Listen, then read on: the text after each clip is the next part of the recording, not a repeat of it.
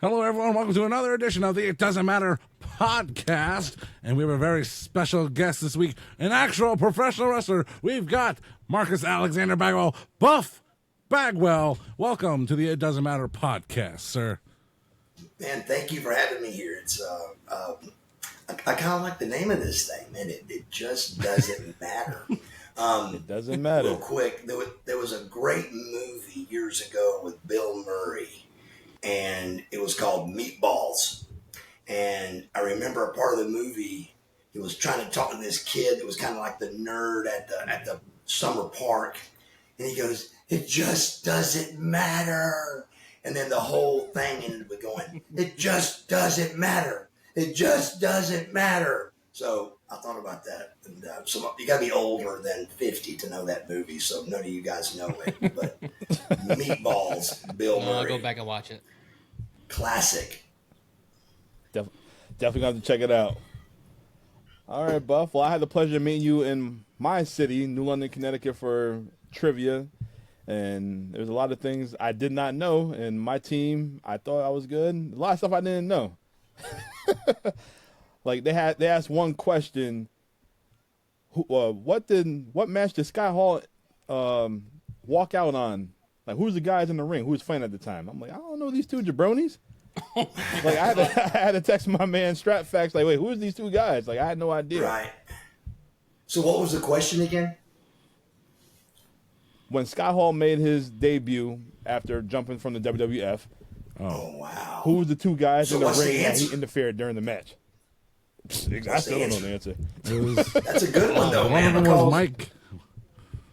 It was Mike because you Enos was really one of don't them. want- Well, you don't want anybody, and this is this first thought I had was you don't really want somebody extremely popular because they're going to are they going to look at Scott Hall or are they going to look at the match, and you want somebody that's, that of course, that's a popular guy in there, but there's Scott Hall, so why is he here, Yeah. I think I know the answer now, Dom. It was Mike Enos and Steve Dahl. Steve Dahl. Wow. I'll ask you that we went next back. year and still won't remember. Trivia night, baby. That's what we're all about here. Stumping old John Strapfax over here. That's okay. All right. Well, it's not about Steve Enos and Mike Dahl. Buff is all about you, and I want to kick it off. I want to know, you had a lengthy career in WCW. Let's talk about your early beginnings. When you first made it to WCW, how did you feel that that you made it to a top platform in World Championship Wrestling? Well, the older I get, I start remembering that things wasn't as long as I thought it seemed. I really believe if you'd have asked me a couple of years ago, before my sobriety, if you would have asked me, "Hey man, how long was it?" You got 2 seconds to answer this question. How long was it from the day you graduated high school till you signed a contract with WCW? And my first thought is 10 years. 10 years. But I would have answered 5. It was less than 3. So I graduate high school at 18 years old. I'm a January baby. So January of 80, I'm not January of 88, but June. I've never done this kind of math, but you usually graduate after the school year. So that's July, August area, I think, September. So let's just say September. Matter of fact, that's when I signed. So September of 88 to September of 1991 is exactly 3 years from the day I graduated, not thinking anything about professional wrestling, to signing a 6-figure contract with WCW. And that counts. There's 10 months of the Atlanta School of Massage. There's, graduating high school. There's all those things in there, but you got to take 10 months off that 3 years instantly for a 10-month school at the Atlanta School of Massage. So that's 2 years and 2 months. If I started trying to be a pro wrestler the day after the day after I graduated high school, and I did not. I was trying to figure it out and make it, and I was a stripper, and I was doing anything I could do to make $1. I was hungry. I was broke, and married, young, and so it just was crazy. But it was incredible, bro. So the situation we were in was not my choice, but my wife started stripping, and then that actually helped me to make it, but that wasn't the reason why she stripped. We did it because we were broke. If there's a proper way for a female in a marriage to do exotic dancing, she did. It was no drinking, no drugs. It was her job. She clocked in, she clocked out, and we drove nice vehicles. We had a good front, which was pro wrestling. People saw me on TV and didn't know I was making $25 a match. I was on Channel 69. Yeah, I was getting $25, $30 tops for a match, and we're driving a Corvette, in a Jeep. But everybody thought, if you're on TV, man, he's making money. Look at him. But that ain't what was happening. So she had a really hard time with this area because she was making the money, and I'm trying to make wrestling. And, so when the massage went down, it wasn't going to work for me. That's when Missy came in, saw me at the pool. Why don't you go to a pro wrestler? And I said, oh, what? She's like, yeah, they make. I said, those guys don't make any money. She goes, our lowest paid guy makes $100,000 a year. And I said, tell me more. So she started explaining how it worked a little bit, and it was a plus and a minus for Missy to bring me in, because it was a plus because I knew everything. But it was a minus because I knew everything. Like when I went to the first day of wrestling school, my parents threw a party. Here's Mr. Athletic. Here's Mr. All-County, All-State Football, All-County, All-State Baseball. Here's the Golden Gloves champion boxer, Marcus Bagwell. I'm going to wrestling school, and I'm going to be a pro wrestler. So they throw a party for my first day of wrestling school. I show up at the party, and I go, I'm not going back. It's over. And they're like, what do you mean? I said, I've never done anything like this. This is the hardest thing I've ever done. This is one-time training. And again, the negative with Missy is I could see the WCW schedule. I was like, there's no way you can do what I just did 4 days a week. You can't do that. You can, though. And I found out that I did do it 4 days a week. But again, at the beginning, this is 1989, 90 area. They beat you up for the first week just to get you to go away so you think wrestling's real. That's how it works in the old days, and nobody was smartened up. Well, about a week into it, this guy goes, man, you've got something special. You're really catching on. Let me show you how this really works. And I was mad. I was like, you've been beating me up for a week? I said, are you kidding me? So when he kind of eased up on me and I saw, how to get used to hitting the ropes, and it kind of all started, fitting together a little bit. But the success was, I'll be honest with you, man, I faked it till I made it. I came in as a rookie. I came in on a contract for $500 a week in September of 1991 to go to wrestling school. I came in, and 2 days into wrestling school, Barry Windham tore his knee up, and they put me on the road. They put me on the road for Barry Windham's spot on house shows, and the very first day, I'm at home getting ready for the next day, and Magnum TA calls me. Bagwell, where the hell are you at? I go, I'm at home. He goes, well, you're supposed to be in so-and-so, Tennessee. I said, Magnum, I don't know that. He goes, well, it's on the booking sheet. And I go, what's a booking sheet? And he went, never mind. Because if I didn't know what a booking sheet was, then I can't be to blame. So I did not have a booking sheet yet. So he goes, don't worry about it, but you're in so-and-so, I think it's Murfreesboro, Tennessee tomorrow, and then Panama City, and then Murfreesboro, Tennessee, and then Panama City was my first 2 shows ever for WCW, and I wrestled Sarge. But you're making $500 a week. So they put me on the road on the first road trip, and it was the hardest road trip ever. And I came home and I go, guys, I'm broke. I can't. So they gave me a $100,000 contract. A rumor a rumor got out that the WWF was interested in me. And to this day, I don't know if that's true or not true. No idea. But that rumor got me a 6-figure deal at 21 years old. And again, I never looked back. Wow. But I do remember. Wow.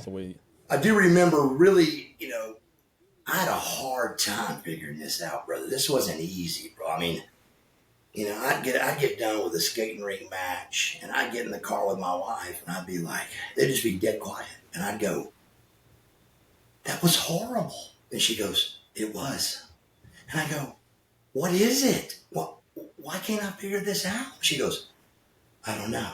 I don't know. I see you out there, and you're trying, but it's horrible." I go, I know. I feel it. Those kind of car rides and those kind of talks with your wife. And it was like, wow. So it was tough, man.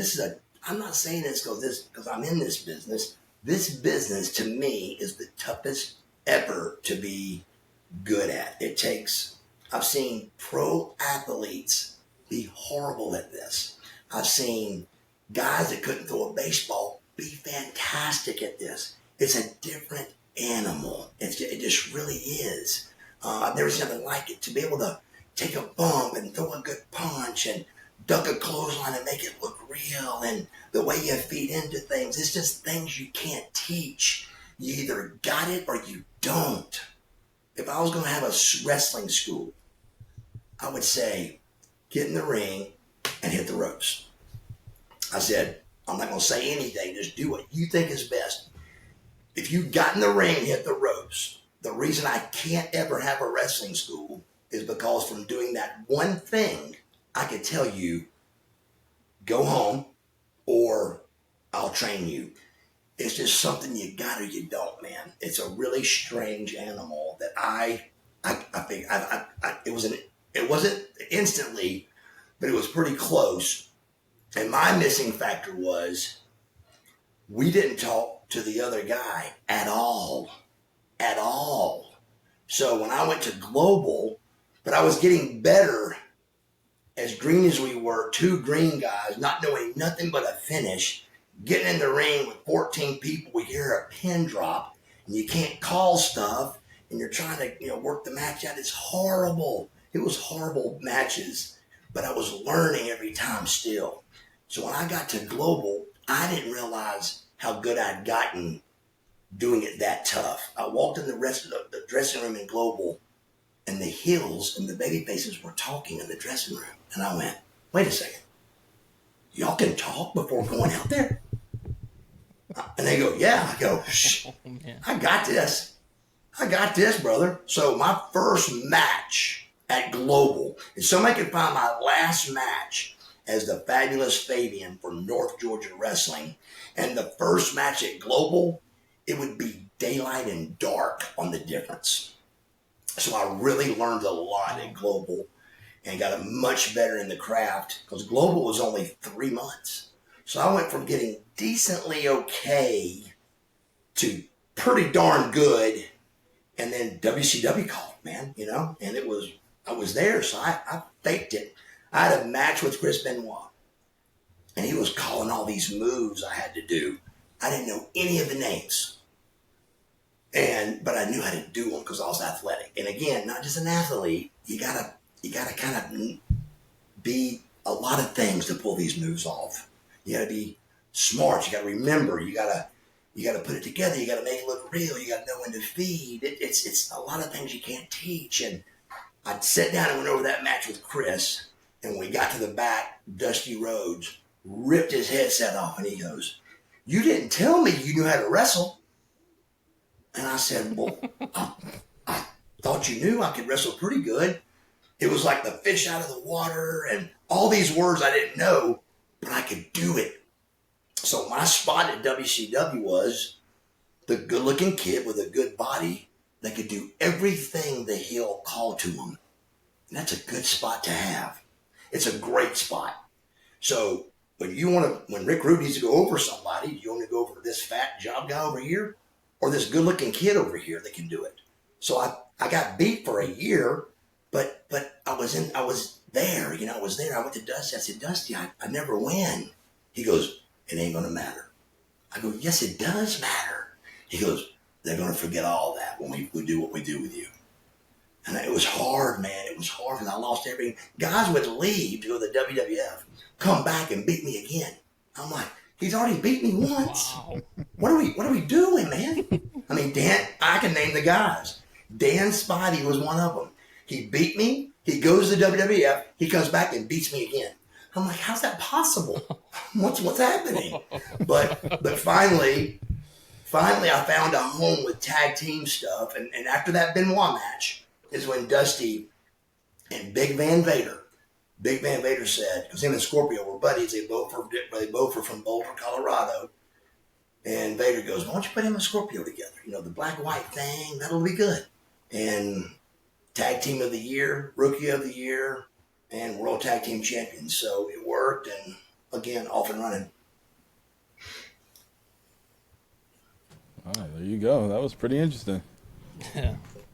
You know, there's some rumors that you didn't get along with Scorpio. Is that true, or did you get along with Too Cold? It's not true.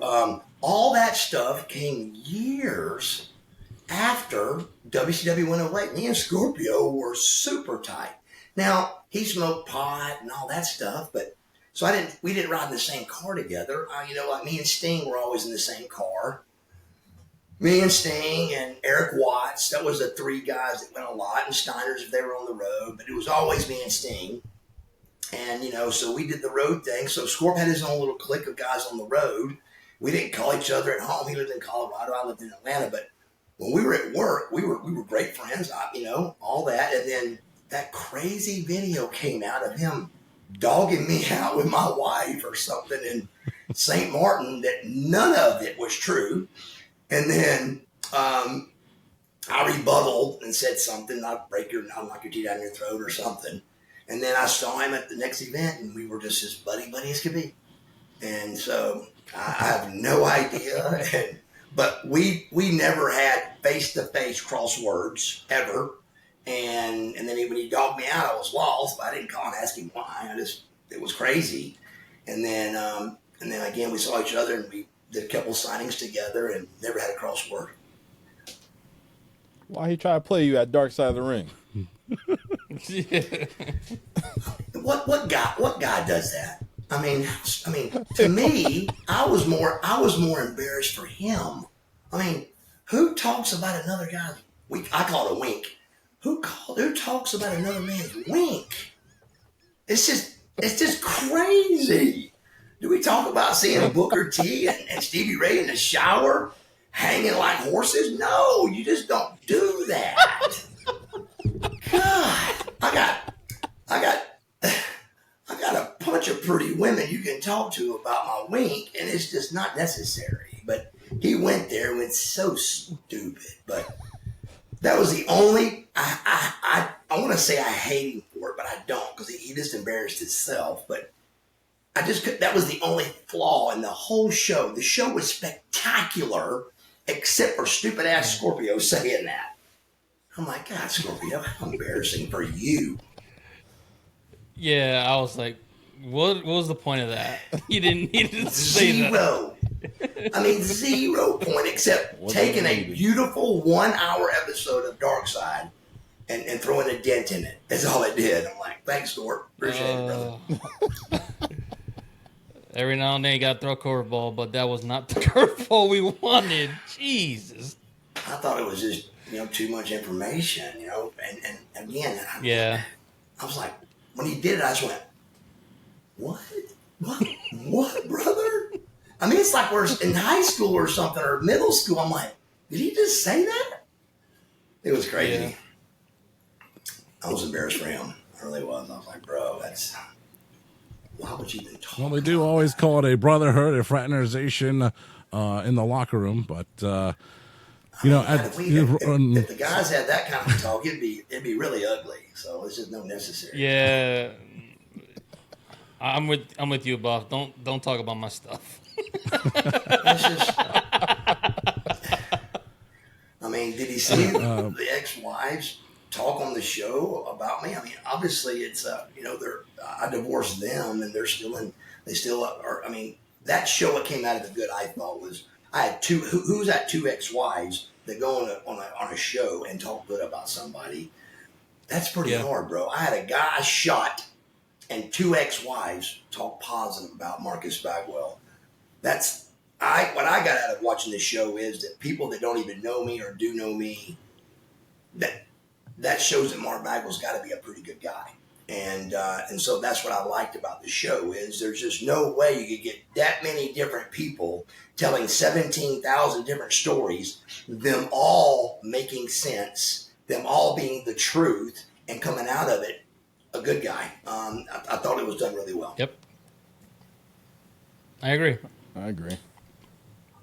No, I would sometimes I would just go back and watch old WCW Clash of Champions or Saturday nights, and I would see you and Scorpio teaming up, and I just thought it was a very interesting tag team, and I would cross-reference that in my mind with things I would read in the WCW magazine back in later years, and they had these interviews with you, allegedly with you. There's a lot of kayfabe going on where they could have just made up the words you said. But at the time, you were going over your career in that article. Like you said, they try to put me with a bunch of tag teams, a bunch of 2-bit players like Scorpio and that masked goof, the Patriot. So you teamed with Scorpio, where did you read that? And you also teamed with the Patriot. It was the WCW magazine, and back in 97, 98. I promise you didn't read that in the WCW magazine. First of all, it's not true. Me and Del Wilkes were best friends, me and Scotty Riggs. There was nothing ever written that I saw in a magazine like that. I mean, again, it's not true whether it was written or not, but I just never speak like that. You can go check out 10 million podcasts, 10 million voice interviews you've heard me say. I've never said anything. Why would I say anything bad about being world champions? I've never done anything but brag on Scorpio and brag on Scotty Riggs and brag on. The only guy I didn't brag on because he don't need it is Shane Douglas. I don't remember winning it with Shane. I really don't. It was late in the game, and I really thought me and Luger had won it. I knew I had 5 championships with 4 different partners. But I thought me and Luger did it. I really thought me and Luger or me and Norton had done it, and neither one of us had. It was Shane Douglas. Wow. Yeah, I think it was just like I said. It was WCW magazine. It was still working the business, so it was just probably meant to hype up your heel character at the time. But the WCW magazine usually don't belittle like that each other. So I thought maybe you were looking at kayfabe sheet or something like that. No. Which you're making me want to find it now. Yeah. Those are really not true, bro. I mean, it really isn't. It's horrible. I remember, honest to God, and y'all won't believe this, and no wrestler will believe it, but I have never held a dirt sheet like this and read more than a paragraph. I couldn't find no value in it. It's just a bunch of trash. So I never did it. I can't remember his name, but I've said his name so many times saying the word, I hate that guy's guts. What's his name? Dave Meltzer? Dave Meltzer. That's the one that gets followed with, I hate. This guy ain't never been in the wrestling ring in his life. I've never met this guy. If I have, I don't remember it because it didn't matter. And he has dogged me out for 34 years, brother. 34. Just ripped apart. And he's never met me. He don't know me. And he's never climbed in a wrestling ring. But people take that word and they believe it. Oh, did you hear what Meltzer said? And then, how that goes, But Meltzer was always, just drilled me, always. Damn. Earlier on our show, the It Doesn't Matter podcast, we interviewed Scotty Riggs on the show. He's one of our very first pro wrestler interviews, and he was telling us a story about how Jimmy Hart paired you two guys up, and he just put you guys in a music video. And what can you say about the American Males being such a memorable and successful tag team that we still talk about today? It was great, Jimmy. So what happened is me and Scotty did a video for what was the name of that group? Take on me, take on me. Yeah.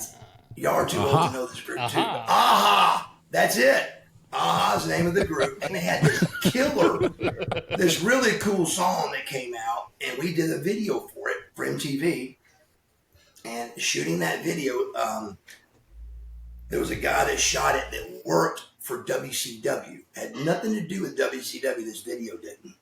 We shot the video with this guy, and that's the first time I met Scotty. How you doing, brother? All that. Just a video we were doing outside of wrestling. And that guy was editing it at his job, and Jimmy Hart walked by and saw the video, and he goes, "Who's that with Bagwell?" And he goes, "Oh, this guy named Scotty Riggs." And next thing you know, they brought him in, and I go, "What's your name?" "Scott Antal." And I said, "We got to fix Antal. What can we do with that?" And so at the time, Lethal Weapon was out, and I loved that movie, Lethal Weapon. So I said, "What about Scotty Riggs?" It was Riggs and Bertall. And everybody in the room, including Sting, was like, "That's it. Riggs, Scotty Riggs. That's perfect." So Scotty Riggs was born. Wow. So you had a lot of partners in your career, and I didn't even know that you were partners with Shane Douglas. That you won a tag team title with him. Like, I didn't which either. one is your favorite partner that you worked with? That's the toughest question I always get, brother. And my answer is sometimes I'll say Scotty because that was the closest thing to what I think I was trying to get to with Buff. I was trying to get to something. You don't know where you're trying to get to at the time, but you just keep pushing, thinking what can happen here. But from the very beginning, I didn't like using my real name. Marcus Alexander Bagwell was my real name, but I hated it. And my parents loved it, and everybody else loved it, and Dusty loved it, but I hated it. And so it just kind of, made me want to change it. So, but with Riggs, that was really what we were, with earrings and chokers and tattoos and goatees, and facial hair was a heel back in the 90s. So they didn't want us to have facial hair. So I shaved the goatee off, and then Terry Taylor called me the next day and said, "Hey, do you still have your goatee?" And I said, "I just shaved it, Terry." And he goes, "Well, grow it back." So Scotty and we had the goatees back by Orlando. We had no time to even get ready for Orlando, and which was our TV tapings at WCW. So I told Scotty to bring his best pair of jeans. I was always, and this, I'm not trying to brag about this is just a fact.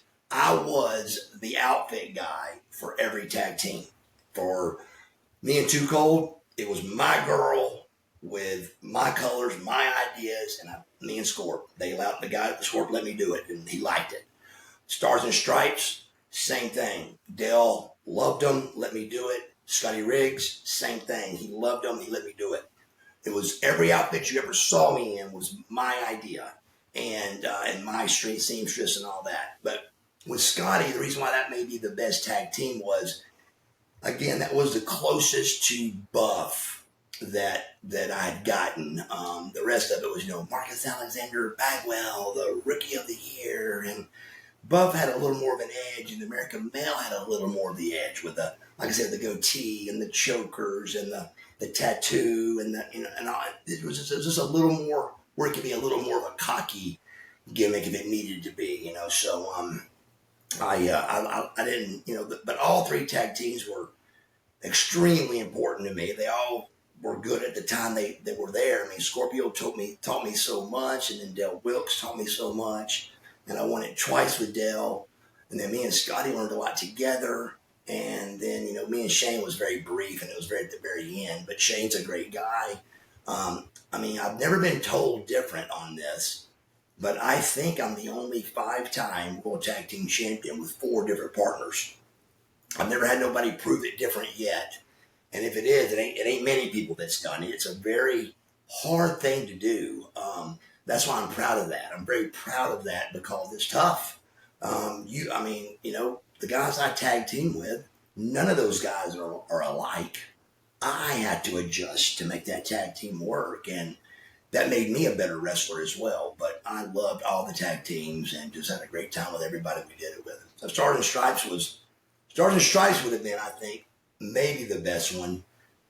But, you know, I don't know how big of wrestling fans in a house show kind of area you guys are, but to get the USA chant going is a no-brainer, you know?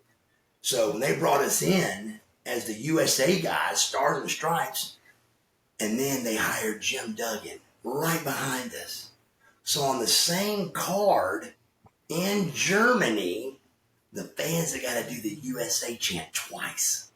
So no matter how bad, no matter how great that chant is, this ain't as cool the second time, you know? So that hurt both Jim Duggan and us because we didn't get the full effect of the USA. I mean, that chant is the best wrestling chant ever. And all wrestlers know that.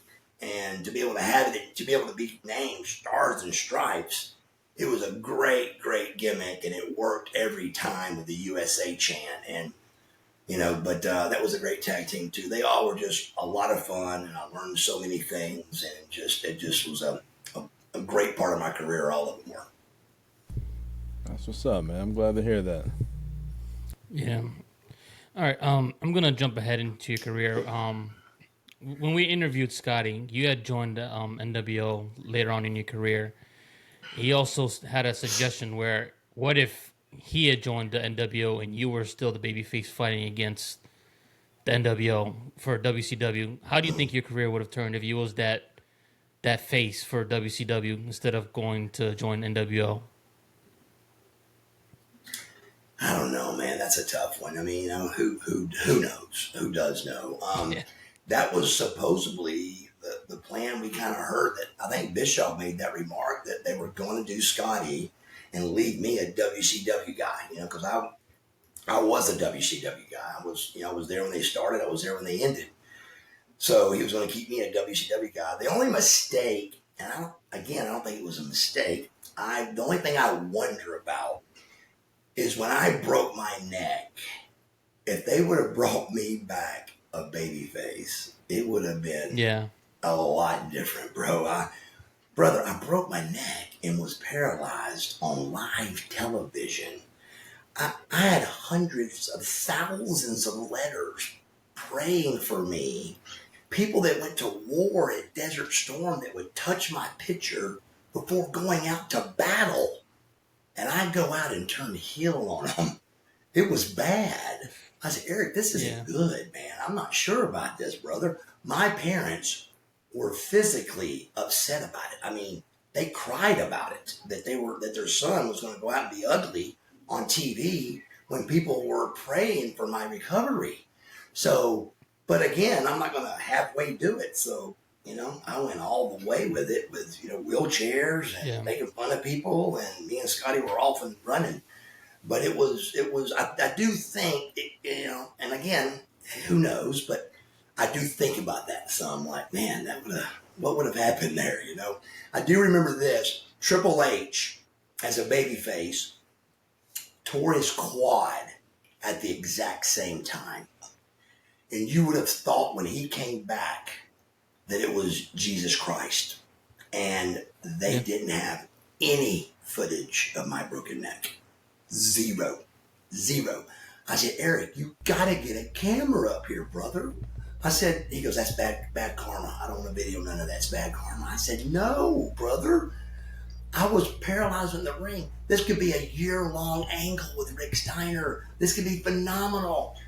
I go to the Dean Dome in North Carolina, accidentally just had my gear with me. We had been on TV the week before, and Goldberg jumped through the ropes and grabbed me, and the angle we did worked so good, I was smart enough to bring my gear the next week, but I hadn't been released from the doctor yet. So I had my gear, because I know how WCW is, but I didn't have my gear. The Dean Dome match, main event, Goldberg, Rick Steiner, Scott Steiner, and Buck wouldn't have happened, and I wouldn't have been in trouble because I wasn't told to bring my gear. But I did what I was taught to do in wrestling, which is always be prepared. So I knew they were going to probably do something like that because it really worked that night that Goldberg came out and grabbed me. So the next week, Dean Dome, I start saying, wait a second, guys. I said, are we going to B-roll the broken neck? This is the first time me and Rick Steiner's been in the ring together.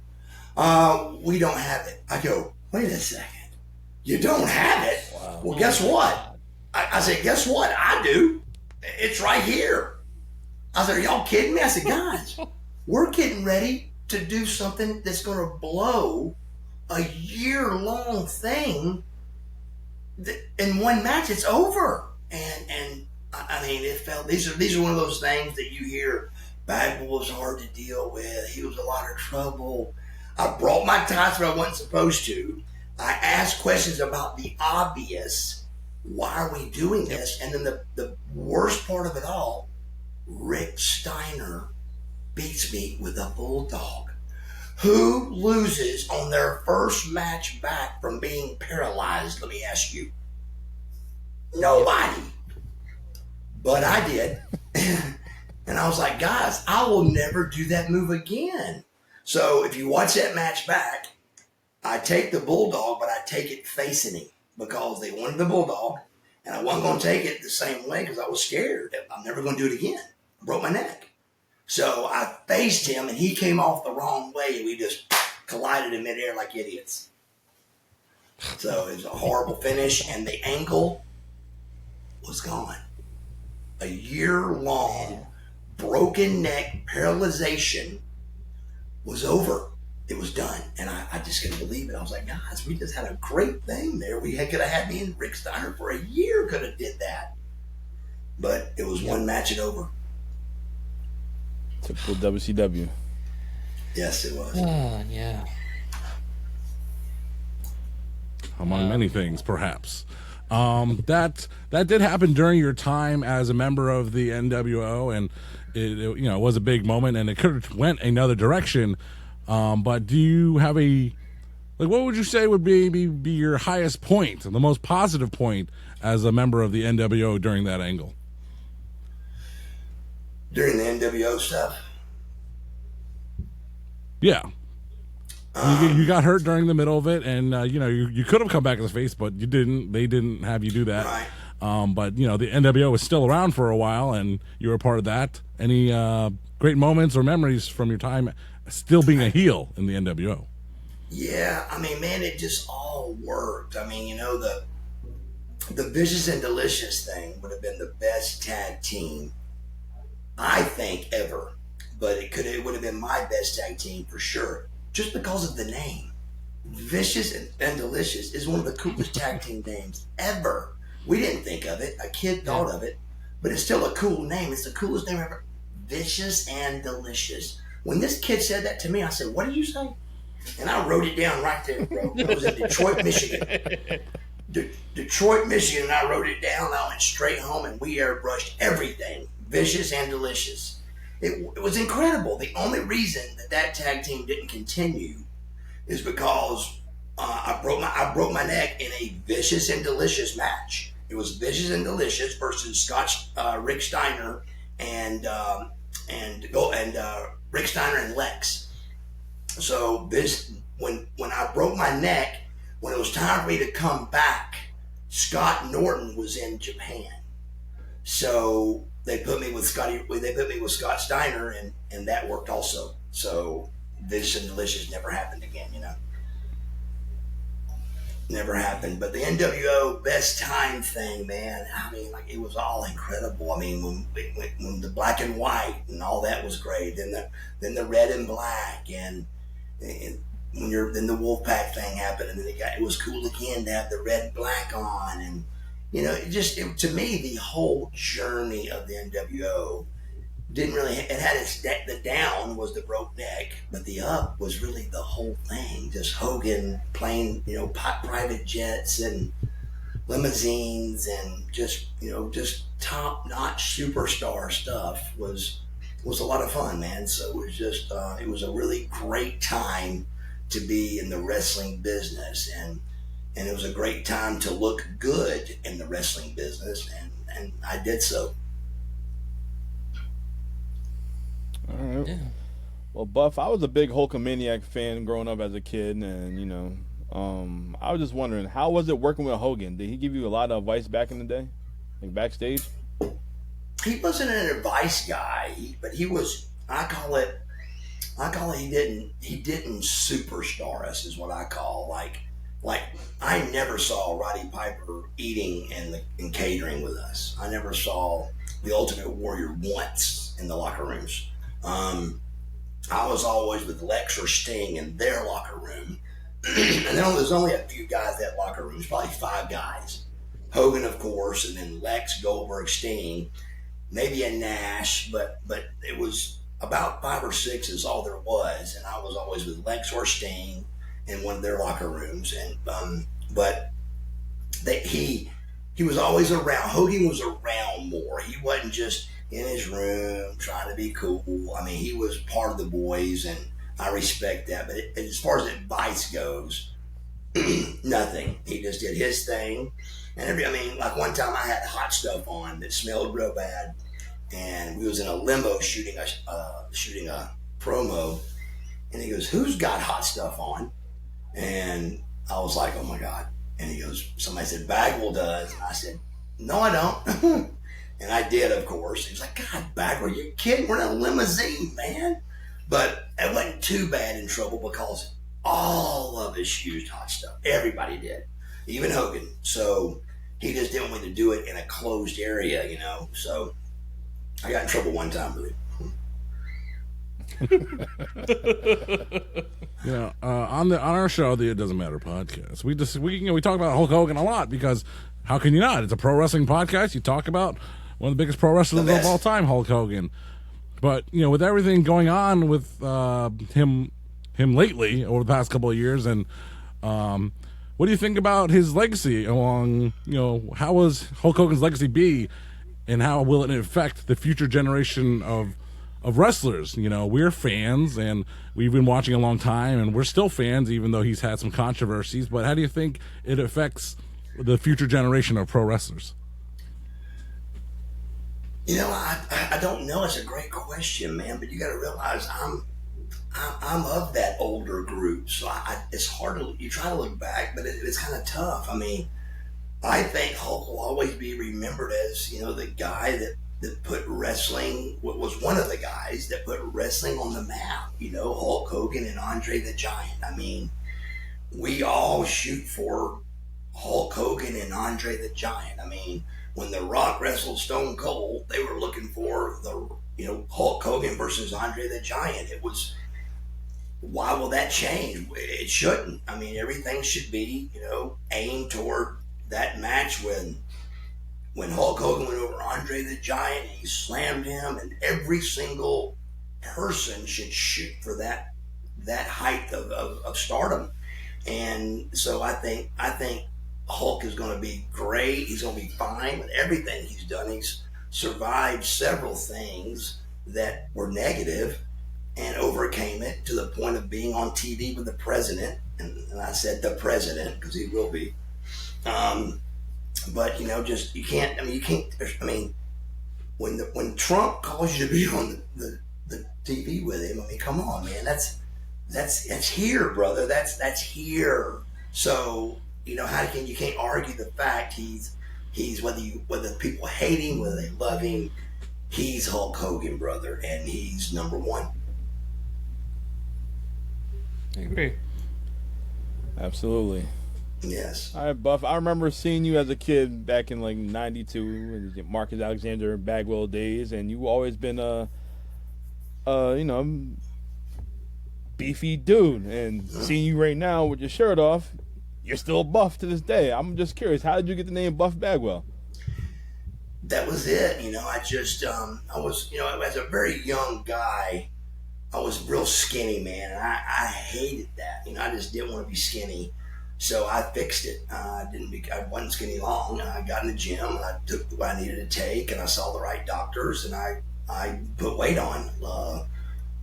any way I could. I was not going to be skinny. I didn't know I was going to be a pro wrestler, but no matter what I did in life, I wanted to be a bodybuilder looking guy.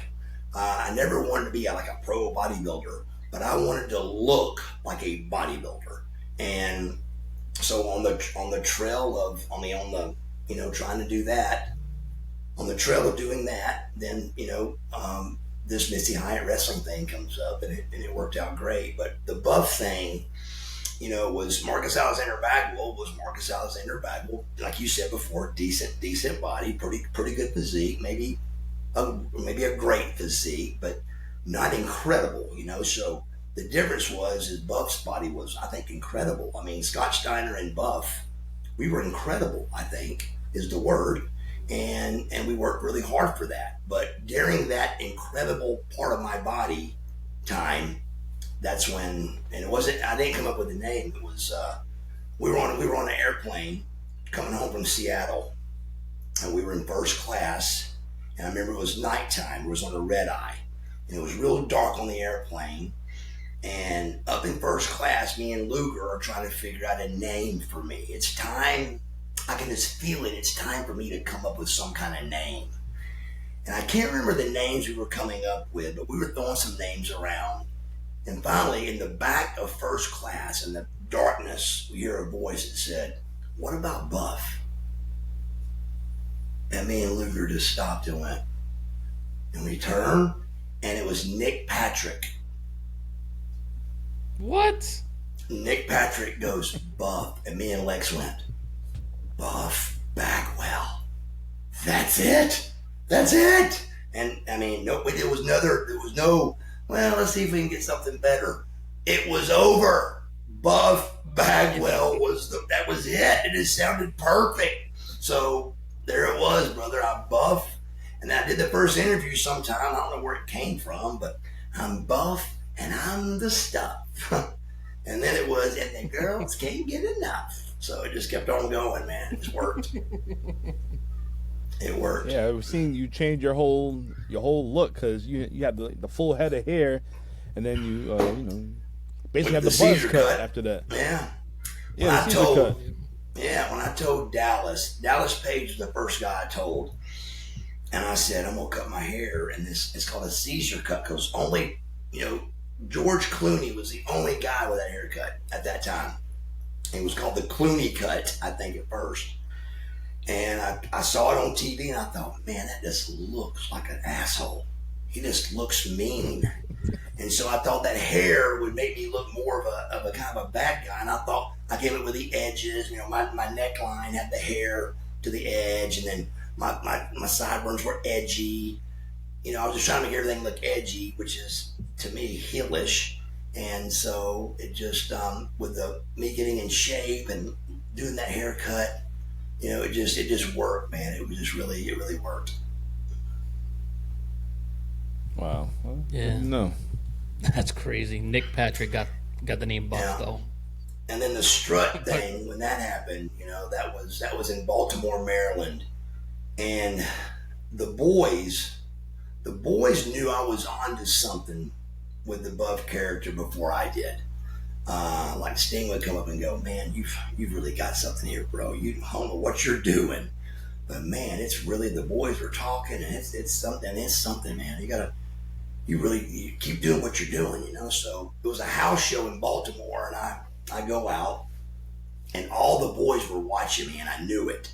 They were at the curtain watching my match, and I went out and I cut up for him, man. I was doing all this stuff, going over the front, the railing, and drinking a beer with a fan, and then getting back in the ring with the ref. I mean, I was just being full-fledged Buff at the max. And when I got to the back, all the boys were just doubled over. Like, "That's great, man. That's unbelievable. Who told you to do that?"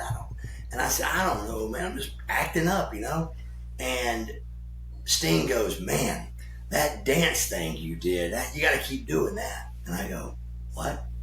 He goes, "The dance thing you did." I said, "What'd I do?" He goes, "You don't know?" I said, "I ain't got no idea." So Dallas used to record he used to record all the matches and go back and look at the matches later on. So I go to Dallas, I get the video, and I watch the video back, and I see me do the strut and didn't even know I did it. I had to watch what I did and go do it again. So that came just out of somewhere. I've got no idea. And, but it was a great part of the Buff. I'd arm drag somebody and I'd come up, boom, boom, boom, and then, it was great. I'm not gonna lie. As a kid growing up watching Buff Bagwell, I used to do the whole thing, and then like we used to have like local carnivals, and I see like the top hat. Like I wanted to get that top hat. They ain't had no airbrush, but I wanted to have like that, just like you. And you had like Absolutely. the overalls. Like you made it look cool. Like made me want to get overalls. We was watching the match. One of the Nitros. I think you just came back and you shaved your goatee for some reason, and you had the full get up on. I'm like, oh man, this is cool. And then when you introduced the Blockbuster, that was a classic. Like, yeah, I love that move to this day. People still do that move, but it's not the same. It's not the same like when you did it, because you're the only one doing it at that time. But it makes me feel good to see these guys doing it. It makes me feel good that they call it my tag. Maybe, be like Jake being excited somebody did the DDT. I mean, kids are still doing the Blockbuster, and I don't think they even know it's the Buff Blockbuster. But the fans know, the hardcore fans know that the Blockbuster came from Buff. But still, that's a great feeling to know they're doing it. But there's a lot of guys that do it. I know that the Scissor Kids do it, and Scissor Me Daddy, them boys do it a lot. And then the tag team, the Street Profits, they do it a lot. Yeah. Yep. So it's great. It's so much fun to see it. I've seen a couple. I've seen it every once in a while in the matches too. It's a great move. That move came from. I think my biggest, the biggest guy I liked the most was Rick Rude. I think from top to bottom as a heel, Rick Rude to me he looked the best. His work was incredible. His heel work was off the chain. And I loved the Rude Awakening. Loved it. Well, that's why when I turned on Scotty for the NWO, I did the Rude Awakening or a neck breaker. But I didn't want to copy it exactly, because you don't ever want to copy anybody exactly. So me and Scotty in Cedar Rapids, in the hotel room, we went over this move that didn't have a name called the Blockbuster yet, just this neck breaker off the second or third rope, top rope, or whichever rope you want to go do. It's one of those. But and we were practicing on the bed, and when we got to the building that day, man, it was a really busy day because it was an NWO pay-per-view. So we were coming in on dumpsters, and it was a blizzard outside, and it was a lot going on that day with pre-tapes and stuff. So me and Scotty never in the ring practiced the Blockbuster. When we went live on TV, when you saw me hit Scotty with the Blockbuster on Sold Out, it was the first time I'd ever done that move ever. Wow. It's a tremendous maneuver, and a favorite maneuver for us to use with our action figures, because you can put it on anybody, man. That's what makes a great finisher. You can put that Blockbuster on the Giant. Hey, the only time I almost messed it up was when I beat Goldberg. Luger was going. It was time to come up with the finish, and I said, well, they said they wanted the Blockbuster, and I said, and so we started talking to Hal, and Luger came up. What if I put Bill on my shoulders? I said, that's a great idea. So I'm watching it. I'm climbing up, and as I get to the top rope, I see I see Lex go underneath Bill, and when he stands up with Bill, it's taller than me. And I go, oh my God, and you got to get over him. And I went, oh my God, live cameras, you can't not go. So I went, here I go, brother. And I went, and I mean, it didn't feel like, the replay looks like I kind of got over, but I felt like I was going straight for my neck. It was just it looked pretty good because it was just a big car wreck. flat on my back all pretty. It was like, wham! But that one almost got me because I didn't know. I wasn't thinking, 6'5" and 6'2" standing up is going to be too tall to do the Blockbuster. So it was almost like, oh boy, but I wasn't about to not try to hit him with the Blockbuster. Was this on Nitro or on a pay-per-view? Nitro, I don't know that answer. I would say Nitro, but I can't imagine I gotta check Goldberg that out. losing. I feel. Yeah, it was. I feel like that was like it a was '99. It was a tag team match with the guy Sarge and Goldberg. Sarge trained Goldberg, so it was a Sarge Goldberg against me and Luger tag team match, and something happened to where it was Sarge couldn't be there or something, and me and Lex be in the hills. We beat up Bill and they got a victory over him, and I think we buried him. I know it was a pay-per-view because the next day was Nitro, and we buried him with a casket and everything on Nitro. Wow. Crazy. I think that was, yeah. I gotta look. I feel like that was a Nitro. Yeah. It seems so familiar. I don't know. Crazy Well, times. Yeah. Well, I got a question for you. Okay. You were in WCW for a while. When did you start to see the downfall? Like towards the end, what was the sign that you said, "Oh, this ship is sailing, or sinking"? Sorry. Let me think about that. So, like, I think that we knew something was going not too good. It just things, ratings were down a little, and we were hearing that kind of stuff. But just it's kind of like on the climb up. You don't really know you're climbing up. You're just doing your job, and everybody does their job, and you hope for the best. And then people start watching, and you start selling tickets, and I mean it just happens, and it works the other way too. When you start going down, you don't really notice. You're doing the same thing, but for me, I knew it was in trouble when we did Nitro, and when it went off, they were tearing down Nitro and putting up Thunder to tape it, and I went, "Oh no!" Wow.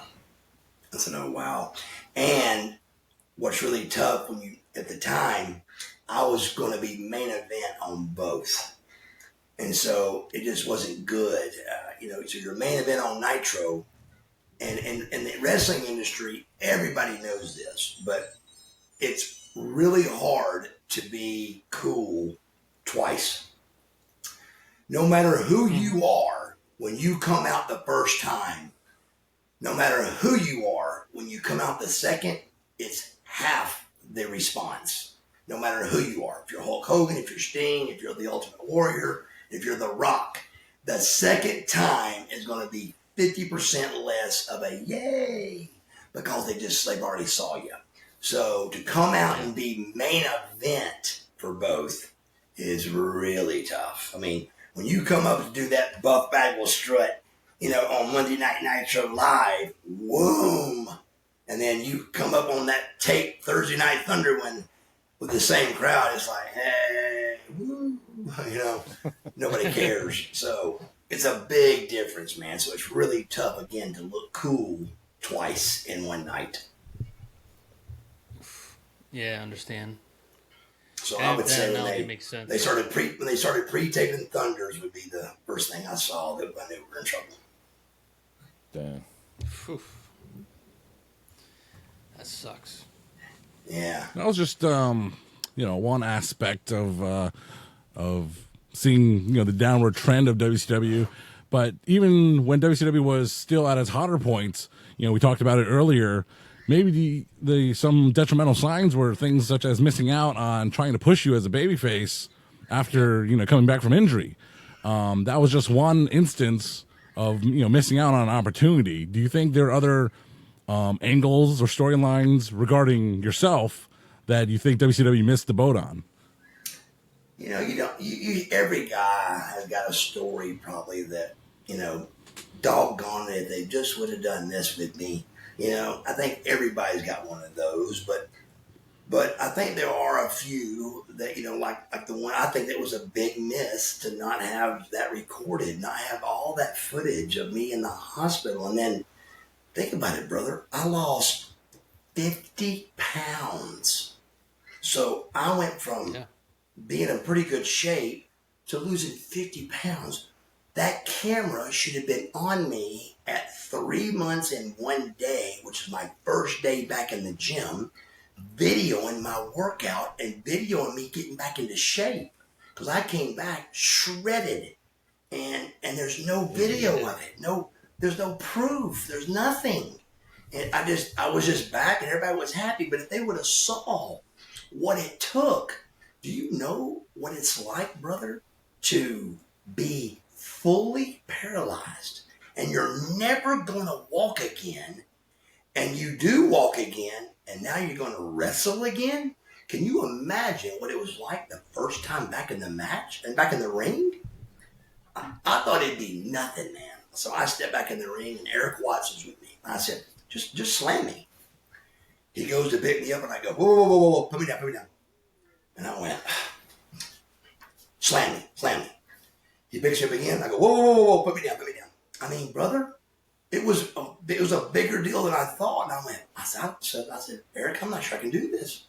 So he rolls a thick blue pad in the ring, and I just start doing some forward rolls on it. Within 3 minutes, I'm doing a tackle drop down, leapfrog backdrop clothesline over the top rope in 3 minutes. And that 3 minutes was like 30 minutes. Honestly, it was like, oh my God, can I do this still? And it was hard, man. And then now, keep in mind, now I got to get back my 50 pounds, and I got to get back into shape. So I got the coveralls. The overalls came from me being skinny. So I had the overalls to cover up. The top hat was to add to something else, just to keep my character kind of cool, you know. And then as soon as I got back into shape, those overalls disappeared because I didn't want to cover up, you know. So I made them Velcro, and I would strip out of them a couple of times. Like a stripper's pants, when they pulled the pants off, you know. So I did the came out of it like a stripper, you know. That always pops me when we... Yes. That was dope. I ain't gonna lie. Yeah. So I did it several times on Monday Night Nitro. Oh man. All right, so the documentary came out not too long ago. Mm-hmm. What is your thoughts on who killed WCW? My first thought is, why would you not have a guy in that show that was there on day one and was there on the final day? That would be my first question. And then after we answer that, which is me, you know, I didn't watch it. My YouTube guy, Chase, wants me to watch it, and I haven't got around to it. We need to watch it and do a video on it for YouTube. I have not done so yet. I've not watched the Vince episode either yet.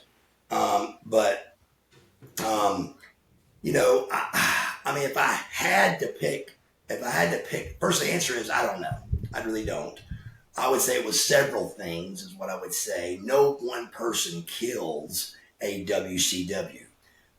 It just has to be several moving parts. I mean, we heard that Eric was going to buy us, you know, and him and that kid from Wonder Years, can't remember his name, but Hervey. Jason Hervey. The biggest rumor was that those two guys were going to buy WCW. We were going to take a 6-week break, and they were buying us. And so I never even asked Eric, you know, did he know that Vince was buying it? You know, maybe he didn't. I don't know the story of any of it, but I do know the only thing I can comment on of what I saw happen that wasn't good was when Russo came in to save the day. He talked, and I love Vince Russo. I mean, I wasn't a big fan of his working for him, but I think he's a great guy. We, you know, since had a couple of podcasts together, and I like him a lot. He's a great guy, but working for him was a little tough. But I'm sure he'd say the same about me. But so when he first came in, day one, he talked to what he called the top guys. I don't know if that was 20 or 30 of us, but it seemed like 20 or 30 top guys, what he considered top. I was figured in that. Didn't say I thought I was the top guy, but he must have. So he sat down one-on-one with what it looked like to be 25 or 30 guys. From Sting to Marcus Bagwell.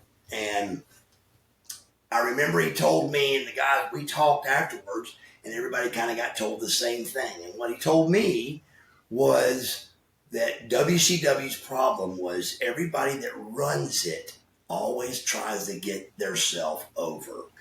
And that's wrong. You can't run a company and get over yourself. He goes, when I come on y'all show, Buff, he goes, I'm never going to show my face. Never. He goes, I'm going to have these two guys. They're going to do all my work for me. I'm going to be just the voice. I'm not sure how long that lasted, but he was on TV, I think, the world champion within a month. So I'm not quite sure what happened with that idea. But, and again, I didn't say that killed WCW. I don't think it did, but it didn't help. And then I think when Vince didn't work it out, then they brought Eric back and they both tried to work together. It was just kind of a mess, man. But even at the end, let me remind you, at the very end, it still took more than I think anybody knows, because the NBA Finals, that means the best two basketball teams in the world are playing for the NBA championship. And they were doing a 1 rating, and we were still doing 2s and 3s. So there had to be somebody big that still didn't want us around, bro, because it wasn't like we wasn't still doing good ratings. Again, they didn't take the NBA Finals off TNT, and they're doing a 1. So why would you take a 3-1 off of your TV? But they did. And so I think it was just several different things to cause a major company like that to go down. It was just too many good things. I mean, Eric, I know for a fact, Eric could have had a meeting and said, look, guys, we're all getting paid too much money, all of us. Let's just all, as a team, let's come down to like $250,000 or $300,000 a year. Everybody, that's all you make. And that way we can run this forever. And I think everybody for a year or two would have agreed to that. And that would have saved the company millions of dollars and maybe had a chance to save the company. Again, that's another idea that I never heard that idea before, but it's one I think about, because I know if he came to me and said, hey, take a pay cut for a year and let's see if we can save this thing, I know I would have done it. So I just think that everybody was getting paid a lot of money, too much money. We all were. But, but there were some contracts that were crazy high that I think we could have got those down a little bit, at least for a year, and just showed that we could, it was in a little bit of a lull. Let's regroup. Let's take the 6-week break they were talking about, come back on Monday Night Nitro, and it would have been red hot again. Instead, it was sold to WWF and it was gone in a couple of months. Yeah. Yeah. Very sad. So as a lifelong fan, I was happy that WWF bought WCW, because me being a fan, I'm like, okay, we're going to get these WCW guys being into the WWF. So when Vince bought the company and we had that invasion angle, like, what were your feelings about joining the WWF? How did you feel to be on the roster? Well, at first, keep in mind, we all were, this isn't good. I mean, it's not good, brother. I mean, when we were on airplanes, when we were on private jets with Eric Bischoff, and we had beat WWF again, that 83 consecutive week thing that we did, when we were doing that, we knew that wasn't good, but again, we're happy for Eric, but we're not happy for us, because, there's got to be two places. If there's not two teams, then we don't have any, we got no stroke. We got nothing to go by. There's only one team. So there's no negotiating power. There's nothing. There's got to be at least two. So we knew if we put them out of business, that wasn't good. And brother, if you look back at it, we were putting them out of business. Who ever thought that Vince McMahon would come up with a fake Razor Ramon and a fake Diesel? I mean, when they did that, I was like, oh man, this is bad. This is not good, guys. And we all, same kind of talk with all the guys. It wasn't good. This is bad news. But we're high-fiving Eric, like, yeah, brother, all right, brother, yeah. But really, we're like, oh, man, this isn't good, So, when it all came down, it just, it was depressing for sure. But again, we're trying to think of something positive. So I remember leaving Panama City, heading home, and the WWF owned the WCW. And I'm heading home extremely depressed. And my phone rings in the car, and it's my dad, and he goes, hey, are you watching the show? And I said, no, man, I'm on the way home. He said, Vince said your name. And I said, do what? And he goes, Vince said your name. He mentioned 5 names, and yours was one of them. And I said, I didn't really know if that was good or bad. I mean, I really didn't know. Well, the next day, my phone lit up with Lex Luger's and Sting's saying, hey, brother, that's great news. I mean, Vince McMahon doesn't say guys' names unless he's going to use you. So that's great news. So I felt like that was great. It didn't make me feel any better, not much better, really. I'm still, the reason you saw me and Dallas and Booker first is because all 3 of our contracts were up, or you wouldn't have saw us. The reason you didn't see nobody else is because their contracts wasn't up. They were going to sit at home and watch this play out, which is a fantastic move, except my contract was up that month. So I went to Vince and I said, hey man, don't worry about the $60,000 you owe me.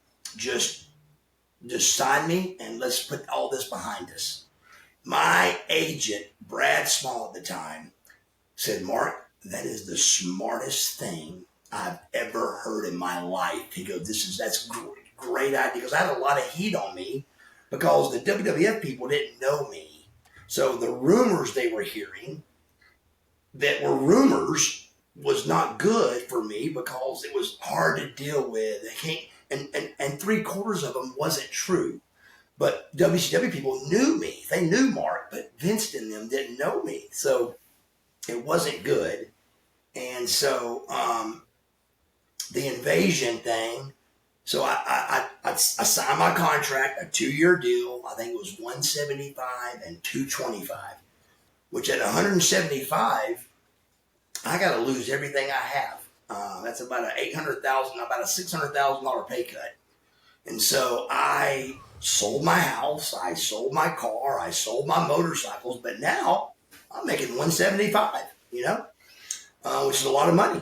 And so I start over, and then in 3 weeks, I'm released. Not fired, released. Jeez. Not sure the difference, but yeah, so the invasion, again, at this junction, I've got a contract. This is going to be a good idea. You got WWF versus WCW. We're going to do the invasion. Me and Booker are in Tacoma, Washington, and me and Booker are going to wrestle for the first match of the invasion.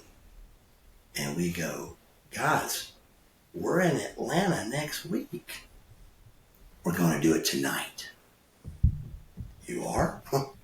Now, you can't say no or why are y'all crazy? You can't say that to the WWF because we're petrified for our jobs. But me and Booker are in the back with our mouths covered going, what is going on? Why are we doing this? Why are we doing this in Tacoma? Why are we doing this? Why are we doing this? But we did it. And then I was fired the next week, I was released the next week. So they say that the match wasn't all that And I recently watched the match. The match was a decent match, and but at the time there was some rumors going around that you had some beef with Shane Helms at the time. Yeah. Could that be part of the reason why maybe you got released? I really think.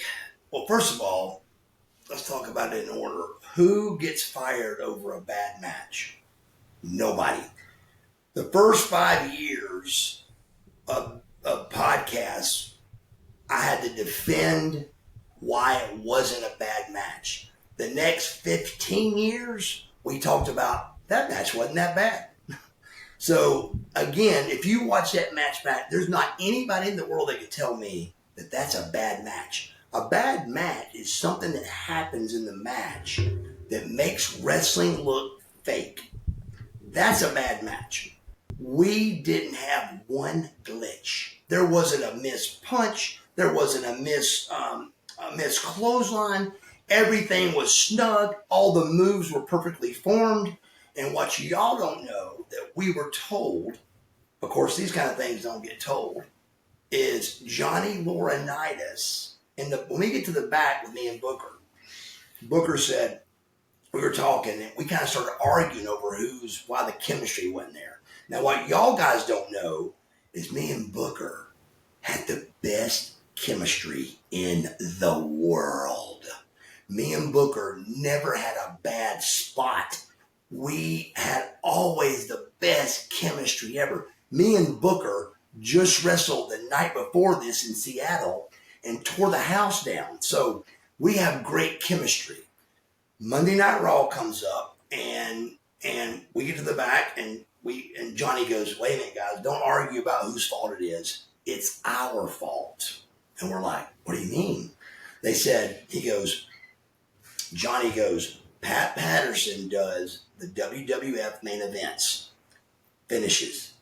He thought I was going to do y'all's finish, and I thought he was going to do y'all's finishes, and nobody talked to y'all. It's our fault. And we were like, okay, we'll take that. Okay. But so me and Booker didn't argue about whose fault it was on the timing. Our timing was off. But again, it wasn't if it was a bad match, I'd say it was a bad match. A bad match is something you trip, you stumble, you don't duck a clothesline, or you do duck when it's not supposed to. Something you look stupid doing makes it a bad match. When you watch that match over, there's not one mistake in that match, not one. So it's a slow match. It's not a good match. It's not a bad match. And again, though, nobody gets fired over this. What bothered me is that people believe that. And again, it was for 5 years. For 5 years, you got fired over a bad match. But then the next 15 years was, I watched that match back over, and it wasn't that bad. So a mother got me fired. That was also the rumor. Whose mother gets somebody fired? How does that work? So what hurt my feelings is the fans believed this. They believed I got fired over a bad match, and his mother shouldn't have called. What? First of all, she didn't. And even if she did, so what? Tell the old bat not to call us, Bagwell, or you're going to be fired. Hey, Bagwell, the match sucked. Pick it up or you're fired. I got no warning. I was gone. So to answer your question, I think maybe you're right. I think maybe it definitely had something to do with it. I think I think for whatever reason, I think that they, me slapping Shane Helms and him hitting me with a water bottle. I think, I don't know why I get in trouble for the slap and you don't get in trouble for hitting me with a frozen brick. But I started it. So, I didn't start it, but I'm the one that first struck somebody. So he's the one that started the verbal content, and then it escalated. And I said, look, brother, let's drop this or I'm going to knock your teeth down your throat. And he said, make your move. So I did. And then, just open hand slapped him. But then as soon as I slapped him, I go, God, Bagwell, you've done it again. "You've done it again, brother." And I go to walk off, and wham! He hits me with a ton, brother. He had a water bottle that was frozen under his shirt, wrapped with an ace bandage, icing his ribs. And I didn't know that. To me, it was just a guy with a shirt on. So as soon as I slap him, he goes, whoop, wham, as I'm walking off. And brother, I mean, I'm standing in a pool of blood instantly. I was in Johnny Ace and them. Johnny Ace and it was a Cuban wrestler. I can't remember his name. Ricky Santana. I don't know how to remember that guy's name. Ricky Santana and Johnny Laurinaitis come running over, and they go, "What happened?" And I remember looking at about 8 sets of eyes. I mean, Hugh Morris, Billy Kidman's, who's the guy that did the Judy Bagwell in the pole match? Chris Canyon. Chris Canyon. Yep. Jindrak, O'Hara, a couple other guys. I mean, there was like 8 sets of eyes in there because there was 11 guys total hired. Dallas, me, Booker, and 8 other guys. And those eyes were saying, "Bagwell, please don't say what happened." And I looked at it. That's what I felt anyway. And I said, "I fell." And Johnny goes, "You what?" I said, "I fell." And they're like, ah. So now keep in mind, there's not too much talking going on because I'm dying. I mean, I'm bleeding so bad, I'm going to die. So they're trying to get my head stopped. I mean, they're trying to get my head to quit bleeding. Jindrak is the only one that could totally know the whole story because he's the one that took me to the airport. That hotel room that me and Mark Jindrak had to pack my clothes in looked like 3 people got murdered in that room. When your head's bleeding, you're trying to pack. Just imagine the blood going everywhere on everything. It was crazy, but he got me packed. I got my rag on my head with a ball cap on, and I got on the plane and went to my doctor. I didn't call their doctor. I paid for it myself. No complaints. I didn't make an issue out of it. It just happened, and I was going to go to the doctor and get it fixed. And I get to Atlanta. I get it fixed with my own doctor. I show back up for Monday Night Raw in Seattle, Tacoma, Washington, and I walk in the door, and I see who did I hit? What's the boy's name? Helms. I see Shane Helms. Are y'all there? I'm here. Damn. Yeah, we here. I see Shane. People I see disappear. Shane Helms. I see Shane Helms and the Hardy Boys, and I go, "Hey, Shane," and nobody waves back, and I go, "Oh shit!" So I go straight to Johnny Ace. I said, "Johnny, we've got to talk," and I told him exactly what happened, and he got everybody together and made everybody apologize and shake hands and, "Hey, let's we're not going to do this crap no more." And everybody shook hands and, apologized to each other and all that. I go out, wrestle Booker T, and the rest is history. So yes, I think that Shane Helms could have been definitely part of me getting fired for sure. But again, a backstage fight with a wrestler, I mean, is that really grounds for getting Hey, fired? come on. I know there's probably plenty of backstage fights back in the day that probably didn't lead to anybody getting released. So Scott Steiner tried to rip Dallas Page's eyeball out in Richmond, Virginia, and nobody even got fined. So, fired? didn't hear about it's a little this. harsh, isn't it? And 25 years later, they're sitting next to each other at the Hell in a Cell pay-per-view. Yeah, Imagine bad that. Bad blood. Yes. All right, Buff, as we wind it up here on the show, I just have one final question. Hopefully it's a fun, interactive question we can get for you. But the apex of the WWF versus WCW storyline was the Survivor Series 5 versus 5 tag team elimination match. And please put yourself in there on Team WCW. But if you could pick a Team WCW, 5, including yourself, versus a Team WWF, who would you put on both sides? So 10 guys, 5 teams each. Yeah, 5 WWF guys and 5 WCW guys. So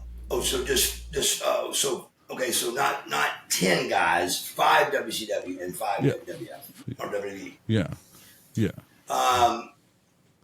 Oh man, so like fantasy booking, your own choices. but didn't you say tag team?